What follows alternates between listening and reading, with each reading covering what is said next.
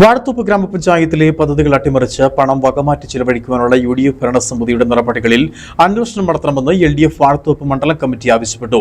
മുൻ പഞ്ചായത്ത് ഭരണസമിതി തുക നീക്കിവെച്ച് രൂപീകരിച്ച പല പദ്ധതികളും യാതൊരു ദീർഘവീക്ഷണവുമില്ലാതെ പുതുതായി വന്ന ഭരണസമിതി വകമാറ്റി ചിലവഴിക്കുകയും ഇടതുപക്ഷത്തോടുള്ള രാഷ്ട്രീയ വൈരാഗ്യം തീർക്കുകയാണ് എന്നും LDF നേതാക്കൾ വാർത്താസമ്മേളനത്തിൽ ആരോപിച്ചു.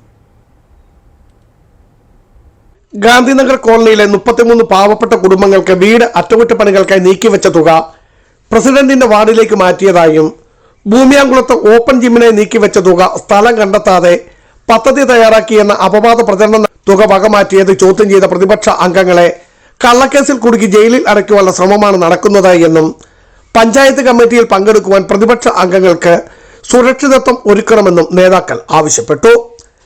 പഞ്ചായത്ത് വൈസ് പ്രസിഡന്റ് രണ്ടുപേരും വനിതകളാണ്.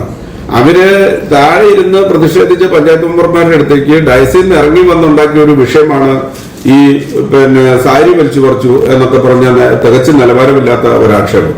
ആ നിലയിൽ ഇനിയും ഇത്തരത്തിലുള്ള വകുപ്പുകൾ ഇട്ട് കേസെടുപ്പിക്കുന്നതിന് ഒരു മടിയും ഇല്ലാത്ത ആളുകളുടെ ഇടയ്ക്ക് അങ്ങനെ കമ്മിറ്റി കൂടുന്നതിന് അവിടെ CCTV പ്രവർത്തിപ്പിക്കുന്നതിന് ആവശ്യമായിട്ടുള്ള നടപടി സ്വീകരിക്കണം. സെക്രട്ടറിക്ക് കത്ത് കൊടുത്തിട്ടുണ്ട് പഞ്ചായത്ത് മെമ്പർമാര്.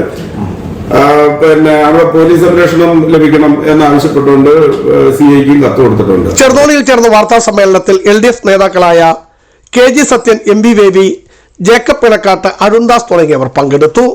Biju Vaishan Parambil, Idukki vision news, Idukki.